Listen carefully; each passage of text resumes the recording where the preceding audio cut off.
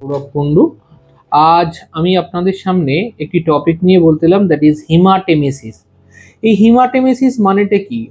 রক্ত বমি বা হিমাটেমেসিস। এই হিমাটেমেসিস বিভিন্ন কারণে মানুষের হতে পারে। একটা হচ্ছে প্রপার সিস্টেম অফ, মানে এই রোগটার কারণ হচ্ছে একটা জিআই সিস্টেম ডিসঅর্ডার আর একটা লিভার ফেলিওর। এই দুই একটা কারণের জন্য আমাদের সাধারণত হিমাটেমেসিস হয়ে থাকে। প্রপার জিআই ডিসঅর্ডার যেটাকে আমরা বলি, সাধারণত এটার মধ্যে ম্যালোরি উইচ টিয়ার, স্টমাকে কোনো huge ulcer, stomach carcinoma, duodenal CA, duodenal ulcer and other symptoms of the stomach.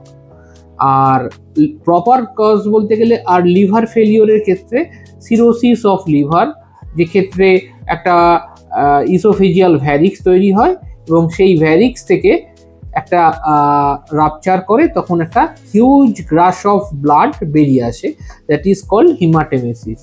তা যখনই রক্তবমি হয় তখনই আমাদের কয়েকটা কারণ আমাদের খুঁজতে হয়। সেই কারণগুলোর মধ্যে আমাদের প্রথম কথা, সেই পেশেন্টগুলোকে আগে আর্জেন্ট বেসিসে এন্ডোস্কোপি করা হয়।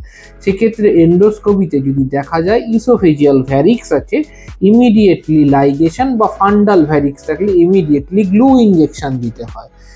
আর যদি দেখা যায় অন্য প্রপার জিআই কজে, যে আলসার থেকে ব্লিড হচ্ছে কি ম্যালোরি উইচ টিয়ার থেকে ব্লিড হচ্ছে, সেক্ষেত্রে specific management of ulcer or specific management for Mallory Weiss tear করতে হয়।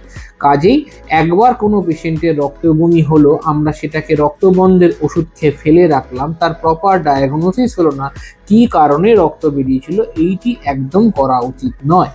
কাজেই ইমিডিয়েটলি যখনই কোনো পেশেন্টের রক্তবমি হবে, নিয়ারেস্ট ডাক্তারের সাথে যোগাযোগ করুন এবং সঠিক চিকিৎসার মাধ্যমে নিজের রোগ নির্ধারণ করুন। এই বলে আমি আমার সংক্ষিপ্ত বক্তব্য শেষ করলাম। নমস্কার।